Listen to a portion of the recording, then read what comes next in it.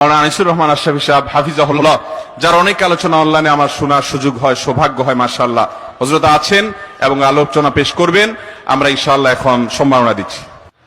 আনিসুর রহমান আশরাফি সাহেব, এই হুজুরের বয়ান আমি মাঝে মাঝে শুনি। আনিসুর রহমান সাহেবের কথা কয় সব গিয়ে একদম কলিজায় লাগে, সব কথা কলিজায় লাগে। একটা বয়ান করছে, কতবার যে এই বয়ানটা আমি শুনছি জানেন না। এই যে একটা বয়ান আছে দেখবেন যে তুমি আজকে কার জন্য কি করলা, বড় বড় বিল্ডিং করলা, পাইলিং করলা, তুমি মরে যাইবা, সব শেষ। এটা জানেন না, এত হিট করছে এই বয়ান, দিলে হিট করে। কি কইল উনি বলতেছে যে আমার বাবা নাই, দাদা নাই, দাদি নাই, কেউ নাই, কিচ্ছু নাই, মিয়া আমিও থাকবো না। ওনাদের বয়ান আমি মাঝে মাঝে চিন্তা করি, আল্লামা মুস্তাকুর নবী সাহেব, আমাদের মাওলানা আনিসুর রহমান আশরাফি সাহেব আমারে খুব মহব্বত করে, ওনারা খুব মহব্বত করে। হুজুর আনিসুর রহমান আশরাফি সাহেব দেখবেন কোন সুর সার কিচ্ছু নাই, কথা গিয়া সুর লাগে দিলে, একদম হিট করে। কি আজীব এক আমলি মানুষ তো, আমলি মানুষ তো যা কয় তাই ভালো লাগে। আমলি মানুষ দেখবেন যা কইব এটাই ভালো লাগে। আপনারা যদি একটা থাবরও দেয় আমলি মানুষ, জি হুজুর মারেন আমারে মারেন, তাও ভালো লাগবে। যাই হোক, আমলি মানুষদের কাছে বেশি বেশি যাবেন, যারা আমল করে তাদের কাছে খুব বেশি যাবেন। দুনিয়া বড় স্বার্থপর, দুনিয়া কাউরে জায়গা দেয় না, দুনিয়া কাউরে জায়গা দেয়। এত মজবুত পাইলিং করে যে বিল্ডিং বানাইলাম, দুনিয়া তারে থাকতে দেয় না। যা বেটা যা, যা তুই লাথি দিয়া বাড়ি, যা কবরে যা, কবরে যা। দুনিয়া কাউরে থাকতে দেয়।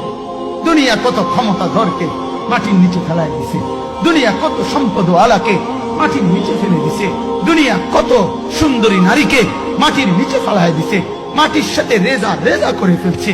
আজ আর চেহারা নাই, আজ আর রূপ নাই, আজ আর যৌবন নাই, আজ আর ক্ষমতা নাই। এমন বাদশা ছিল পৃথিবীতে যার হাতের আঙ্গুলের ইশারায় মানুষের গর্দান উড়াইয়া দিত, যার হাতের ইশারায় উঠতো মানুষ, বসতো মানুষ। আজ বাদশারা নাই, আজ সম্পদওয়ালারা নাই, আজ মালওয়ালারা নাই।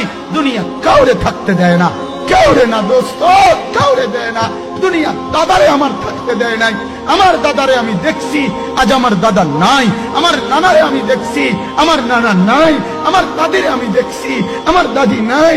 আমার নানিরে আমি দেখছি, আমার নানি নাই। আমার বাবারে আমি দেখছি, 14 লক্ষ টাকা বাবার পেনশনের আমি সব ডাক্তারের পিছনে খরচ করে ফেলছি, বাড়ির ফসলের জমি বিক্রি করে ফেলছি। আমার বাপ যেন না মরে বারবার বারবার হসপিটালে নিছি, কিন্তু দুনিয়া আমার বাপকে থাকতে দেয় না। আমার বাপ কবরে চলে গেছে, দুনিয়া কাউরে থাকতে দেয় না, কাউরে না, কাউরে না, কাউরে না, কাউরে না। আমার বাপ দুনিয়া কাউরে থাকতে দেয় না। তুমি থাকবা না, তুমি থাকবা না। দুনিয়ার ধোকায় পড়ো না বাপ, দুনিয়ার ধোকায় পড়ো না। মাকে বুঝা, আজ মারা বেসামাল হয়ে গেছে, আজ বোনেরা বেসামাল হয়ে গেছে, বেপর্দার উৎসব তুলে দিছে। এটা যেন আল্লাহর সাথে যুদ্ধ করছে। আল্লাহ করো না, না তুমি আরো কিছু দাও, আমরা বেপরদিগি ছাড়বো না। যুবক ছেলেগুলো যেন বলতেছে, আল্লাহ তুমি করোনা দেওয়ার চাই দাও, অশ্লীল ছবি দেখা, ফেসবুকে নর্তকী দেখা আমরা ছাড়বো না। দেখি তুমি কি করতে পারো, তুমি যা করার করো। দোকানদার ব্যবসায়ীরা হারামের লেনদেন করা বন্ধ করছে না, সুদখোর সুদ ছাড়ছে না, ঘুষখোর ঘুষ ছাড়ছে না, নাফরমান আর জিনাকার ব্যভিচারী এরা কেউ কিছু ছাড়ছে না। বেহায়ার বেপর্দা নারী তার অশ্লীলতার বেহায়াপনা ছাড়ছে না।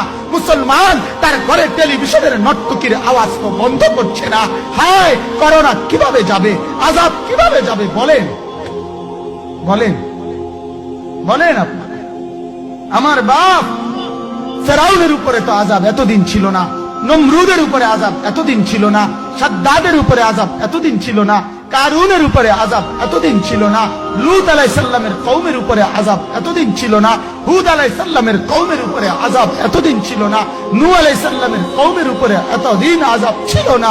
আজ আমরা মালিককে এই পরিমাণ নারাজ করছি, মালিক এত বেশি নারাজ। আজ 1 বছর হয়ে গেছে, 1 বছরের চাইতে বেশি হয়ে গেছে, কই করোনার মহামারীর আযাব তো যাচ্ছে না, গেছে গা। মানে আমাদের লক্ষ লক্ষ বাচ্চার পড়ালেখা বন্ধ, এরা নষ্ট হওয়ার চূড়ান্ত পর্যায়ে পৌঁছে গেছে। মোবাইল এদেরকে শেষ করে দিছে। লক্ষ লক্ষ ছেলে। গতকালকে এক মা আমার আত্মীয় ফোন দিয়া বলতেছে সকাল 10টায় বাচ্চাটা ঘর থেকে মোবাইল লইয়া বাইর হইছে, রাতের 10টায় মা তারে ফোন দিয়া বলছে বাপ ঘরে আসতি না, ভাত খাইতি না। বাচ্চা তারে বলতেছে তোমার অসুবিধা কি, তোমার সমস্যা কি? মা কথা বইলা কায়দা দিছে যে শোনেন হুজুর হুজুর দোয়া করো, এক বাচ্চা এক ছেলে সে যদি তার মাকেই কথা বলতে পারে তার মানে গুনাহ তারে এত মজা দিয়া দিছে, ফেসবুক তারে এত মজা দিয়া দিছে, ইউটিউব তারে এত মজা দিয়া দিছে, নর্তকী তারে এত মজা দিয়া দিছে, গুনার দৃশ্য তারে এত মজা দিয়া দিছে, সে মাকে ধমক দিচ্ছে। রাত 10টা বাজলে কি হইছে, রাতের 3টা পর্যন্ত দেখলে তোমার সমস্যা কি? আমার আখিরাত আমি নষ্ট করলে তোমার অসুবিধা কি? আমার জাহান্নাম আমি ঠিক করে নিলে তোমার সমস্যা কি? আহ আহ আহ আল্লাহ আমাদেরকে মাফ করো।